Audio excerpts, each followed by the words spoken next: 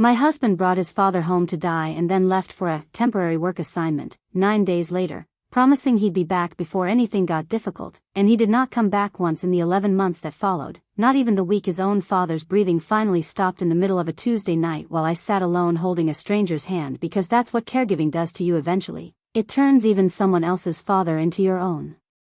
My name is Rosalind Ferris, I'm 41 years old, and this is the story of the chicken coop I tore apart with my bare hands 8 days after that funeral, the tin box buried beneath it that contained considerably more than money, and the specific, patient trap I built afterward using nothing but my husband's own greed as the only tool I actually needed. I need to take you back to the beginning, because none of what happened later makes sense without understanding exactly how ordinary this all seemed at first. Theodore and I had been married for 12 years when his father, Walter Ferris, was diagnosed with pancreatic cancer that had already spread too far for any treatment beyond comfort care, a diagnosis that arrived on a rainy Thursday afternoon in March and reorganized our entire household within the space of about 6 weeks. Walter had been living alone since Theodore's mother passed a decade earlier, managing well enough on his own in a small farmhouse about 40 minutes outside our own home in rural Ohio, the same farmhouse Theodore had grown up in, the same land his family had owned for 3 generations. When the diagnosis came and it became clear Walter could no longer manage alone, Theodore made the decision, without much discussion with me beforehand, that his father would move in with us, and that since I worked part-time from home doing bookkeeping for 2 small local businesses, would be the one managing his day-to-day care. I want to be honest that I didn't resent this decision initially, not really. I'd always liked Walter, in the distant, comfortable way you like a father-in-law who's kind but not particularly close, and the idea of caring for him through whatever time he had left felt like a genuine, if difficult, honor rather than an imposition. What I didn't expect, 9 days after Walter moved into our guest bedroom, was Theodore sitting me down at our kitchen table with an expression I now recognize, in hindsight, as carefully rehearsed, and telling me that his company was sending him on an extended assignment overseeing a new distribution facility being built in Texas, an assignment that would keep him away for what he initially described as, probably 3 or 4 months, tops. I know the timing is terrible, he said, and I remember believing him completely, because why wouldn't I? But this is the promotion I've been working toward for 6 years, Rose. If I turn this down, there won't be another chance like it. I need you to hold things together here. I'll send money, obviously, and I'll call every single day. He left 4 days later, and I stood in our driveway watching his car disappear down the road with his dying father sleeping in the next room, and I felt, for the first time in 12 years of marriage, a very specific, cold loneliness settle into my chest that I didn't yet have words for, though I would eventually have considerably more time than I wanted to sit with exactly that feeling. The 3 or 4 months Theodore had promised stretched, gradually and then all at once, into 11 full months, punctuated by increasingly infrequent calls that grew shorter and more distracted each time, and by a monthly deposit into our joint account that started at a reasonable amount and slowly, almost imperceptibly, shrank over time, always accompanied by some explanation involving housing costs in Texas or unexpected project expenses that I, exhausted and consumed by the daily physical work of caring for a dying man, simply didn't have the energy to interrogate closely. I managed Walter's medications, his increasingly difficult nights, his slow, painful decline, almost entirely alone, with occasional help from a hospice nurse who visited twice a week during the final 2 months, while Theodore existed mostly as a voice on speakerphone, sounding, more often than not, tired and distant in a way I attributed, generously and incorrectly, to the stress of his own demanding new role. Walter died on a Tuesday night in February, 11 months after Theodore left, with only me in the room, holding his hand as his breathing slowed and finally stopped sometime around 2 in the morning. I called Theodore immediately, and it took him 6 rings to answer, and when he did, his voice carried a specific quality I registered, even in my grief, as slightly off, not the sound of a man woken suddenly from sleep, but something closer to a man interrupted mid-conversation with someone else. He told me he'd fly back for the funeral, and he did, arriving the morning of the service looking tan in a way that struck me as strange for a man who supposedly spent his days inside a distribution facility, though I filed that observation away without examining it, the way you file away 100 small inconsistencies when you're too exhausted from grief to hold any of them up to the light. The funeral itself was small, quiet, exactly the kind of modest service Walter himself would have wanted, and Theodore stood beside me throughout it wearing an expression of appropriate grief that I understand now, looking back, was probably genuine in its own limited way, because I don't believe Theodore was incapable of loving his father, only that he was capable, simultaneously, of loving him considerably less than he loved his own convenience. Afterward, at the small gathering at our house, Theodore pulled me aside and told me he needed to fly back to Texas the following morning, that the project was at a critical stage and he couldn't afford to be away any longer than absolutely necessary, and I remember nodding, exhausted past the point of arguing, watching him leave the very next day with the same specific, cold loneliness I'd felt in that driveway 11 months earlier, except considerably heavier now, weighted down by grief for a man I'd genuinely come to love during those final difficult months, and by an exhaustion so complete I didn't yet have room to feel anything else about my own husband's absence. The discovery that changed everything happened 8 days after the funeral, on a gray, unremarkable Wednesday afternoon, while I was going through Walter's remaining belongings in the guest bedroom, sorting what needed to be donated from what Theodore might want to keep. In the back of Walter's nightstand drawer, beneath a stack of old letters and photographs, I found a small, worn notebook, the kind you'd buy at any drugstore, filled with Walter's careful, slightly shaky handwriting, dated entries spanning roughly the final 8 months of his life. I sat down on the edge of that bed and began reading, and within the first several pages, I understood I had found something Theodore was never meant to see.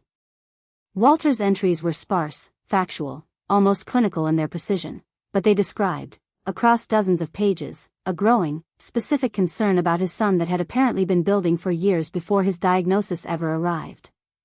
He wrote about a conversation he'd overheard, roughly 2 years earlier, between Theodore and a business associate, discussing what Walter described only as moving money around before Dad's gone, so there's less to split with the county when the farm eventually sells. He wrote about noticing, during visits home before his diagnosis, signs that Theodore's finances were considerably more strained than he let on, credit card statements glimpsed accidentally, a car repossessed and quietly replaced with a story about trading it in. And he wrote, in an entry dated just 3 weeks before his diagnosis, something that made my hands go cold reading it: I don't think Theodore has been faithful to Rosalind in some time. I don't know how to tell her this without proof, and I don't want to break her heart over something I can't confirm. But I've decided, if I'm dying anyway, I need to make sure she's protected regardless of what he does after I'm gone. I read that entry 3 times before I could fully process it, sitting alone in that quiet guest bedroom with the February light fading outside. The notebook continued for several more pages, describing, in Walter's careful, methodical handwriting, a plan he'd apparently developed once his diagnosis confirmed he was dying, a plan involving something Walter referred to, cryptically, as the Coop money, and a specific instruction that I felt my entire chest tighten reading: if Rosalind ever finds this notebook, she needs to know the truth about Theodore, and she needs to know what's buried under the old chicken coop, because that money is meant for her, not for him, regardless of what happens to our family after I'm gone. I want to explain something about that farmhouse and its property before I tell you what I did next, because it matters considerably to understanding everything that followed. Walter's land included, in addition to the main house, a small barn and an old, unused chicken coop near the back property line, a structure that had sat empty for at least 15 years, since Theodore's mother had given up keeping chickens not long before she passed. I drove out to that farmhouse the following morning, alone, telling Theodore only that I needed to check on the property before we decided what to do with it, a decision I understand now. In hindsight, I made partly out of the same protective instinct that had apparently guided Walter himself, a desire to understand the complete truth before I gave Theodore any opportunity to manage or minimize whatever I eventually found. The coop itself was in worse condition than I remembered, its wooden frame sagging, its dirt floor covered in years of accumulated debris. I brought a shovel from the barn and began digging in the far corner, roughly where Walter's notebook had indicated, working for nearly 40 minutes before the shovel finally struck something solid. What I uncovered, wrapped in multiple layers of heavy plastic sheeting to protect against moisture, was a large metal storage tin, considerably heavier than I expected, sealed with a padlock that had rusted enough that I eventually had to force it open using a pair of bolt cutters I found in the barn. Inside, I found 3 things that would end up reorganizing the entire rest of my life. First, a considerable amount of cash, bundled carefully in plastic wrapping, which I counted that same evening, alone at my own kitchen table, arriving at a total of exactly $204,000. Second, a sealed envelope addressed simply to me, in Walter's handwriting. And third, a thin folder of documents that, once I began reading them, explained considerably more than I was prepared to understand about my own husband's entire history. I opened the envelope first, my hands genuinely shaking as I did. Walter's letter, dated roughly 2 months before his death, was considerably longer and more direct than the notebook entries had been written. I understood immediately, once he knew for certain he was dying and had decided he could no longer protect his son's secrets at the expense of my own safety and dignity. Rosalind, it began, if you're reading this, I'm gone, and I need you to know several things I should have told you years ago, but didn't, out of a father's foolish loyalty to a son who long ago stopped deserving it. The letter went on to explain something I had genuinely never once suspected in 12 years of marriage. Theodore, Walter wrote, was not his and his late wife's biological son.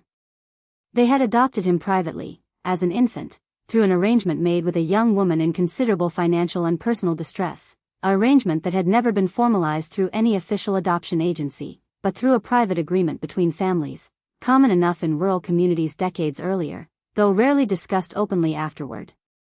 Walter and his wife had raised Theodore as entirely their own, had never once told him the truth, believing, as many families of that era did, that the truth would only cause pain without offering any meaningful benefit.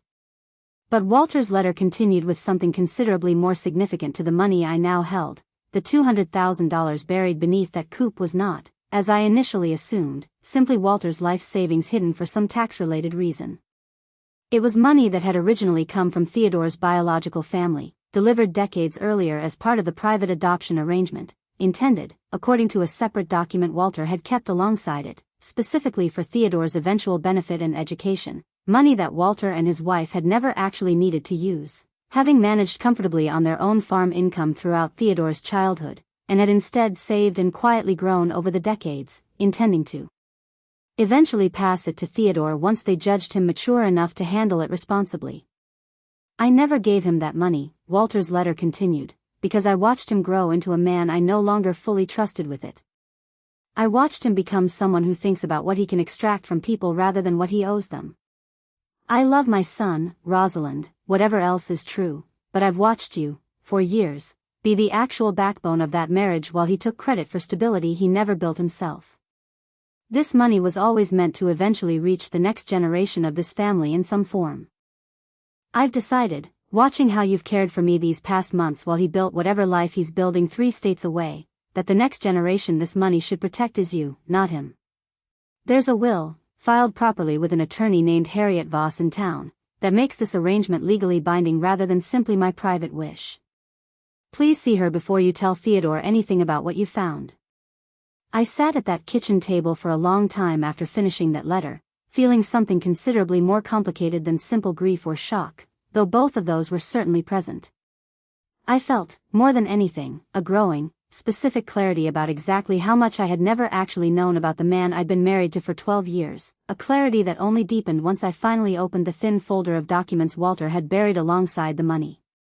The folder contained, among other things, copies of several credit card statements from an account I had never once known existed, opened, according to the paperwork, in Theodore's name alone roughly 3 years earlier, with a billing address listed not in Texas, where he supposedly lived and worked, but at an apartment complex less than 20 minutes from our own home. I sat with that specific detail for a long moment, understanding, with a cold, sinking clarity, exactly what Walter had suspected and never fully confirmed before his death. I called the attorney, Harriet Voss, the following morning. Harriet, it turned out, had been managing Walter's private financial affairs for nearly 15 years, and she confirmed, once I explained what I'd found, that Walter had indeed filed an updated will roughly 4 months before his death, specifically structured to override any previous assumptions about inheritance, one that named me, not Theodore, as the sole beneficiary of both the buried funds and, considerably more significantly, the farmhouse and its surrounding acreage, worth, according to a recent appraisal Harriet had on file, somewhere in the neighborhood of $350,000.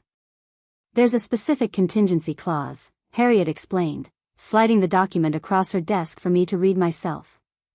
Walter structured it so that Theodore would only inherit anything if he demonstrated, and I'm reading his exact language here: sustained, honest, and faithful commitment to his wife and family during my final illness and afterward. Otherwise, everything passes to you directly, with Theodore receiving nothing beyond a token, symbolic sum of $1, specifically to prevent any legal challenge to the will's validity.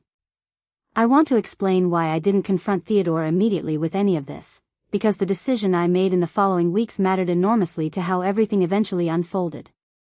I understood, sitting in Harriet's office that afternoon, that I needed to understand the complete shape of Theodore's actual life in Texas, or wherever he'd actually been for those 11 months, before I gave him any opportunity to construct a careful, managed explanation for whatever I eventually confronted him with. I hired a private investigator, a methodical, unhurried woman named Dolores Bright, recommended by Harriet herself, and gave her the credit card statement's billing address as a starting point. What Dolores found, over the following 2 weeks, confirmed everything Walter's notebook had suspected and considerably more besides. Theodore had never actually relocated to Texas at all. The distribution facility project was real, but Theodore's actual involvement in it had ended after roughly 6 weeks, at which point he'd quietly negotiated a transfer back to a regional position based less than 30 minutes from our own home, a transfer he had never once mentioned to me, choosing instead to maintain the fiction of a distant assignment while actually living, for the better part of 10 months, in an apartment with a woman named Vanessa Kilbride, a woman Dolores discovered was actually Theodore's college girlfriend from over 15 years earlier, someone he'd apparently reconnected with online roughly a year before his father's diagnosis. I sat with Dolores's full report for several days before deciding how to move forward, feeling something considerably more complicated than the straightforward rage I might have expected. Theodore had not simply had an affair, the way I might have initially assumed reading his father's suspicious notebook entries. He had constructed an entire alternate life, complete with a fabricated relocation, while his own dying father lay in our guest bedroom and I managed every single difficult, exhausting detail of his care alone. He had done this, according to Dolores's financial tracing, using money that included, disturbingly, funds drawn from an account connected to Walter's own modest retirement savings, funds Theodore had apparently gained access to during a visit home shortly before leaving, using a power of attorney Walter had granted him years earlier for medical emergencies, but which Theodore had quietly, illegally repurposed to withdraw money for his own separate life. I made my decision about how to move forward roughly 3 weeks after finding that buried tin, understanding, with considerable clarity, exactly what leverage Walter's will and Dolores's investigation had given me. I did not confront Theodore directly with everything I knew.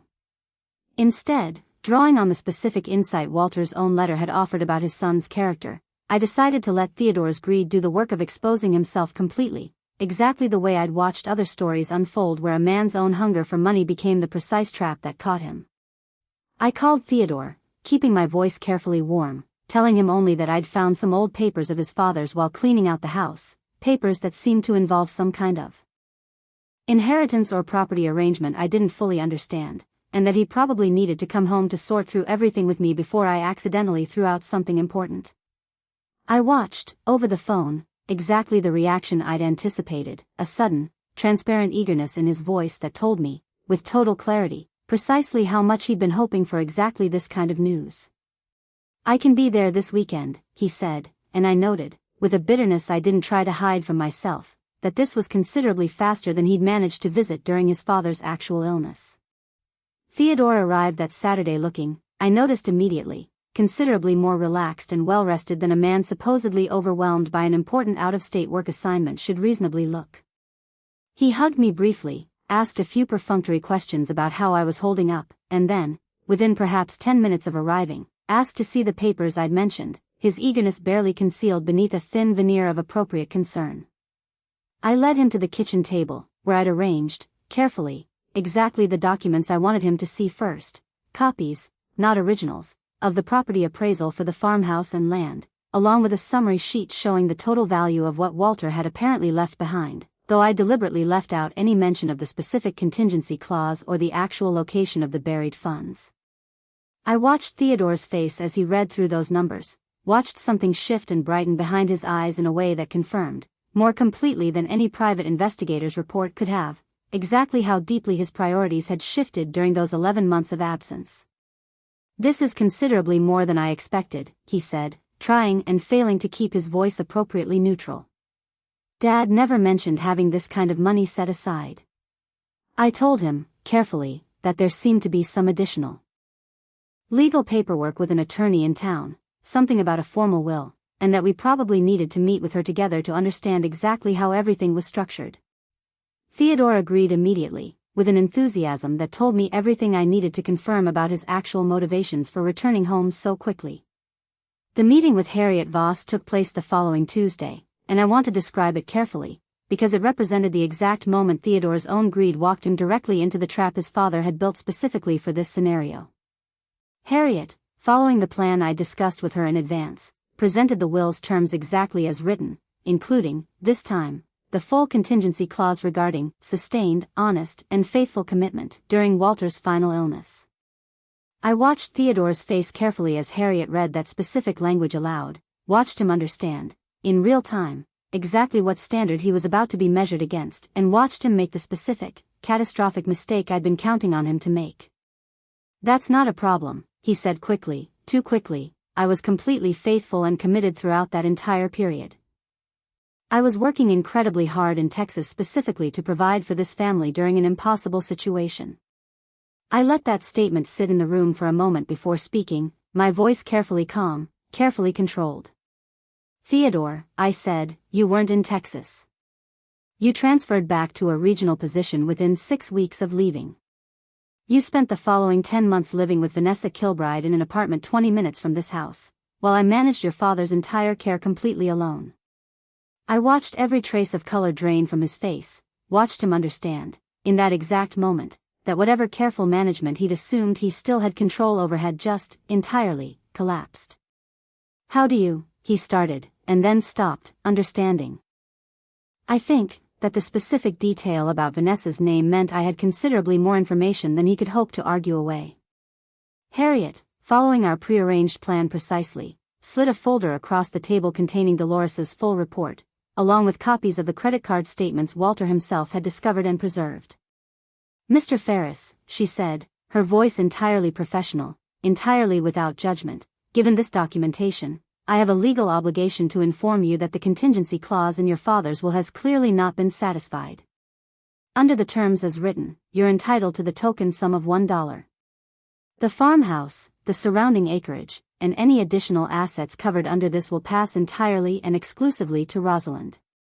I watched Theodore's face move through several distinct emotions in rapid succession: disbelief, then a kind of desperate, scrambling calculation, then finally something considerably uglier that I recognized, having read his father's notebook entries so many times by that point, as the specific character trait Walter himself had warned me about. "This is insane," he said, his voice rising. "That house has been in my family for 3 generations. You're going to let some technicality about where I happen to be living take that away from me?" I looked at him for a long moment before answering, feeling something considerably calmer than I expected to feel in that moment. "It's not a technicality, Theodore. It's exactly what your father specifically anticipated you might do, and specifically protected against, because he understood something about you that took me 12 years and a buried tin box to finally, fully understand myself. What happened over the following weeks confirmed, repeatedly and with escalating desperation, exactly why Walter had structured his will the way he had. Theodore hired an attorney of his own, attempting to challenge the will's validity, an effort that collapsed. Almost immediately once his own attorney reviewed Dolores's documentation and understood exactly how thoroughly Theodore's deception could be proven in court. Rather than accepting defeat gracefully, Theodore instead attempted something considerably more desperate. He approached me directly, roughly 3 weeks after that meeting with Harriet, with a proposal that revealed, more completely than anything else that had happened, exactly how deeply his priorities had calcified around money rather than any genuine remorse. "I know I made mistakes," he said, sitting across from me at that same kitchen table where his father had died months earlier. "But we've been married 12 years, Rose. Doesn't that count for something? What if we tried to work things out, properly this time, and just quietly handled the house situation between ourselves, without lawyers, without any of this getting messier than it needs to be?"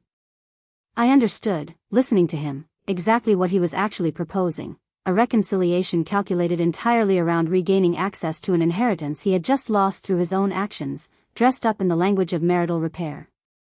I told him, calmly, that I needed to think about it, understanding, even as I said those words, that I was simply buying myself time to confirm one final piece of information Dolores had mentioned in passing during our last conversation, something I hadn't yet fully verified. That final piece involved Vanessa Kilbride herself. Dolores had mentioned, almost as an aside during our final meeting, that Vanessa had recently begun asking mutual acquaintances pointed questions about Theodore's financial situation, questions that suggested she herself was beginning to understand exactly how precarious his actual finances had become once the fictional Texas salary he'd been claiming turned out to be considerably smaller than the lifestyle he'd apparently been funding partly through his father's misappropriated retirement account. I reached out to Vanessa directly, a decision that surprised even me in the moment, understanding that whatever she could tell me about Theodore's recent behavior might matter considerably to how I eventually resolved this entire situation. Vanessa agreed to meet me, somewhat nervously, at a coffee shop roughly halfway between our respective homes, and what she told me, over the following hour, confirmed the exact pattern Walter's original notebook entries had first suspected years earlier, long before any of this specific crisis had unfolded. Theodore, she explained, had approached their relationship almost from its earliest reconnection with a specific interest in her own considerable family wealth, an interest she'd initially mistaken for genuine romantic devotion, but had gradually come to understand, particularly once he'd started pressuring her toward marriage almost immediately after his father's death, was considerably more calculated than she'd initially wanted to believe. He kept asking about my trust fund, she told me, visibly uncomfortable admitting this. Not in an obvious way, but constantly, in these small, casual questions that started feeling less casual the more he asked them. Once I found out about you, about his father, about everything he'd hidden from both of us simultaneously, I understood I'd been exactly as deceived as you had, just in a different direction. I sat with that confirmation for a long moment, feeling, more than anything else, a strange, unexpected kinship with a woman I might have once considered my enemy in this entire situation. He's going to try to marry into money now that the inheritance is gone, I said, more to myself than to her, and Vanessa nodded slowly, understanding, I think, exactly the same pattern I'd just articulated. I ended things with him 2 weeks ago, she said quietly. Once I understood what he actually was underneath everything, I couldn't stay, regardless of how it looked to leave right after every thing fell apart for him. I didn't want to be his next inheritance. I want to explain what I did with all of this information, because it represented the final, deliberate step in the trap Walter had originally designed and I had simply continued executing according to his own careful blueprint. Rather than confronting Theodore with Vanessa's confirmation directly, I instead allowed him to believe, over the following several weeks, that reconciliation remained genuinely possible, watching, with a specific, cold patience, as his own desperation and greed led him to make one final, catastrophic mistake that Walter himself, I believe, would have fully anticipated. Theodore, increasingly desperate as his own financial situation deteriorated without either the inheritance he'd expected or Vanessa's family wealth to fall back on, attempted to access our joint account one final time, roughly 6 weeks after that initial meeting with Harriet, transferring the remaining balance, considerably reduced from what it had once held, into an account I quickly discovered, through Harriet's guidance, was connected to an online gambling platform he'd apparently been using increasingly heavily during his months of supposed absence in Texas. This specific transaction, occurring after our formal separation had already begun, constituted exactly the kind of clear, documentable financial misconduct that transformed our situation from a straightforward inheritance dispute into something considerably more legally serious. Harriet, once I brought her this final piece of documentation, explained precisely what this meant. This isn't simply relevant to the inheritance anymore, she told me, laying out the transaction records with the same methodical calm she'd brought to every previous conversation. Theodore has now committed clear financial misconduct during active divorce proceedings, misappropriating shared marital funds, combined with the earlier misuse of his father's power of attorney. We have grounds not just to secure the inheritance completely and permanently, but potentially to pursue additional financial recovery through the courts. I sat with that information, feeling something considerably more complicated than simple satisfaction, understanding, with real clarity, exactly how completely Theodore's own patterns of behavior, precisely the patterns his own father had warned about years earlier in that careful, worried notebook, had ultimately constructed his own downfall without requiring me to do anything beyond simply waiting, watching, and allowing the truth to accumulate its own undeniable weight. The divorce proceedings concluded 4 months after that final gambling transfer, with a settlement considerably more favorable to me than even Harriet had initially anticipated, given the extent of documentable financial misconduct on Theodore's part. I retained not only the farmhouse and surrounding acreage exactly as Walter's will had specified, but also a portion of Theodore's ongoing income, awarded by the court as compensation for the misappropriated funds he'd drawn from his father's retirement account during those 11 months of deception. Theodore, for his part, left that courtroom having lost considerably more than an inheritance he'd never actually earned. He'd lost, over the course of roughly a year, his father's trust, his wife's marriage, a girlfriend's family wealth, and, according to updates I received occasionally through mutual acquaintances in the following months, a considerable portion of his own professional reputation. Once certain aspects of his financial misconduct became difficult to fully contain within his workplace.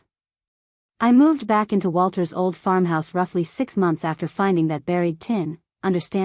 standing in that quiet farmhouse kitchen where I had once managed a dying man's medication schedule alone, that this specific space, once so heavy with grief and exhaustion, now belonged entirely, completely to me, in a way that felt considerably more significant than simple property ownership. I restored the old chicken coop the following spring, not out of any particular need for actual chickens, but because it felt important, somehow, to transform the exact location of that buried tin into something living and useful rather than leaving it as simply the site of a discovery that had reorganized my entire life. I think often, still, about Walter's notebook, about the specific, careful worry of a dying father who understood, considerably more clearly than I ever had during 12 years of marriage, exactly what his own son was capable of once nobody remained who might catch him at it. I think about how close I came to never fully understanding any of this. If that notebook had remained buried in a nightstand drawer, if I'd simply donated Walter's belongings without ever looking closely enough to find it. I understand, with real clarity, that whatever justice I eventually secured wasn't something I built entirely through my own cleverness or strength, the way some version of this story might be told. It was something Walter himself had constructed, carefully and deliberately, in his final months, understanding his own son's character with a clarity I had simply never allowed myself to fully access, and trusting me, a daughter-in-law he'd known for 12 years, to finish the specific, patient work he'd begun. If you've made it this far with me tonight, I want to ask you something honestly, something I've turned over often in the 2 years since I first pried up those chicken coop boards.